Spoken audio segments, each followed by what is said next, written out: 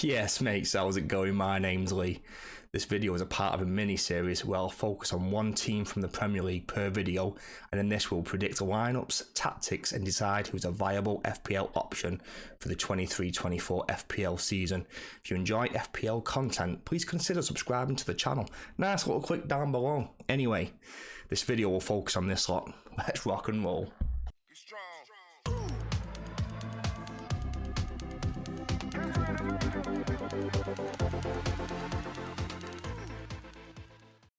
So I can see Newcastle lining up in a 4-3-3 with Pope in goal, Trippier, Shah, Botman and Burn in defence, with Tonali, Guimaraes and Jolinson in midfield, with Isak, Wilson and Barnes up front.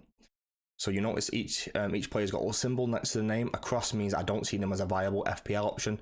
So someone like Pope, Trippier, Shah, Burn, they've just got a really tough game. It's really difficult to kind of see them as viable options when their fixtures are so bad. The midfield don't really get involved in the attacking play as much, so I don't really see them as too much of a goal involvement type of player. So I don't really want them from an FPL point of view. And Isak is, although isn't like usually a main striker, I think he might get some game time on some of the wings, and whether that's Almiron coming in or someone else, I just don't really see him as too much of an option, especially when Wilson is fit. I can see Wilson being the main number 9 and Isak essentially playing back up to him. The ones with a question mark, I think, are potential options.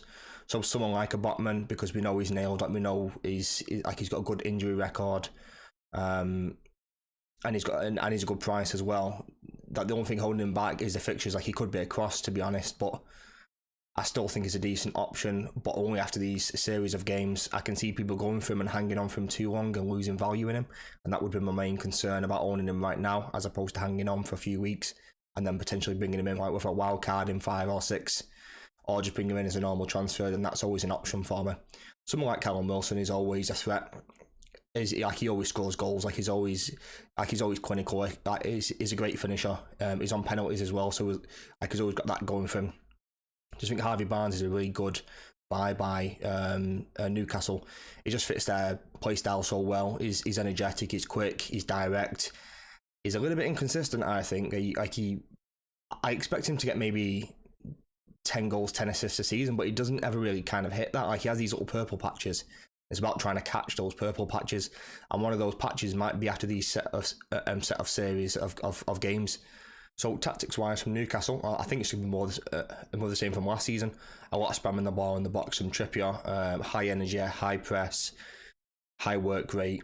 Get into the forward line and make him do things. Maybe we might get a repeat of Almiron from last season, just going off like prime Messi. It will be interesting to see who starts. I've got Isaac there, but like I said, it could easily be someone like Almiron or even the young lad Elliot Anderson coming in, who has done so well in pre-season, or even someone like Anthony Gordon, who got best player at the Under-21 World Cup just gone. The only thing stopping me from owning a Newcastle player is obviously those fixtures. They're just so difficult. Like they've got the opening game Villa. I even think that's a really tough game. They're expected to score 1.64 goals in that game. It's a 40% chance that they keep a clean sheet. I think that's a little bit generous considering how well Villa have played against them in the past few games. So a little bit generous there, but you can see that they've got City, Liverpool, Brighton. Brentford is maybe a potentially good game, but I wouldn't want to risk it. So they're expected to score 7.3 goals and keep 1.4 clean sheets in those opening 5 games. However, like I said, after game week 5, they've got a nice run of about 5 games in a row that consist of Sheffield United, Burnley, West Ham, Palace and Wolves. So then by that time, you might want to start bringing in Trippier, who might have dropped in value because of his high ownership right now at 34%. You might want to bring in someone like a Botman or a Callum Wilson, and that's when you might go for a Harvey Barnes, hoping for that purple patch in that nice little run that they've got. But I think right now it's just too much of a risk to bring anyone in with those fixtures. They're just so rough. I wouldn't want to go there personally.